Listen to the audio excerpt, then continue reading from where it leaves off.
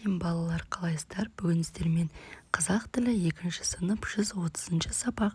Сабақтың тақырыбы дара және күрделі сан есім. Бүгін барлық жаттығуларды орындайтын боламыз. Берілген тақырып бойынша әңгіме құрастырамын. Диалогқа қатысамын, қатені табамын және түзеп жазамын.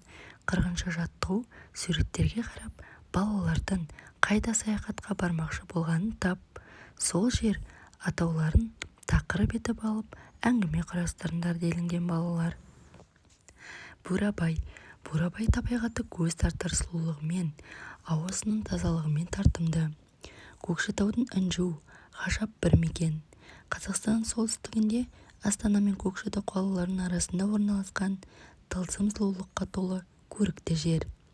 Бурабай сөзі қазақ тілінен түйе деп аударылады. Оңтүстікке қарай шортанды шоқылары көсіліп жатыр. Оның ең үлкен шоқысы Жеке Батыр 826 метр деп аталады. Тамаша қарғайлы ормандар, биік құз жартастар, кейде Мысыр пирамидаларын еріксіз есіңе салатын тау сілтемелері, тұнжыр да тыныш көлдермен бөлінген. Орман, дала, шыбындық, батпақ пен сорттан жерлерінің өсімдік өкілдерінен тұратын парк аймағының өсімдіктер саны 800-ге тартады. Осы өңірде омыртқалы жануарлардың 301 түрлі кездеседі. Шортанды Бурабай аймағында әр қайсысының су айдыны 1 шаршы километрге жуық 14 үлкен және ұсақ көлдер кездеседі. 41-ші жаттығу: мәтіннің қатесін түзеп жаз. Түркістан қасиетті қала. Ондағы тайқазан көне ескерткіш. Ол 7 түрлі металдан жасалған, салмағы 2 тонна.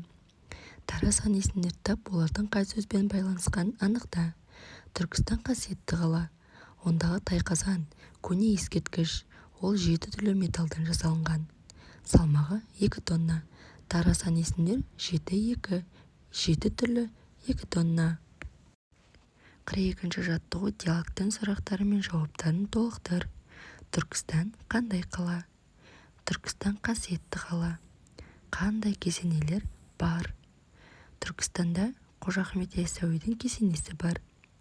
Тайқазанның салмағы қанша? Тайқазанның салмағы 2 тонна. Балалар, каналға тіркеліп, лайк басып, сабақты мұқият қарап отырыңыздар. Келесі 43-ші соңғы жаттығу: жолаушыға айтылатын тілек сөздерді есіңе сақта және көркем жаз. Жолың болсын, сәт сапар, жақсы демалып кел. Осыны көркем етіп, әдемі етіп жазасыздар балалар. Осымен біздің сабағымыз аяқталды. Келесі сабақта кездескенше сау болыңыздар балалар.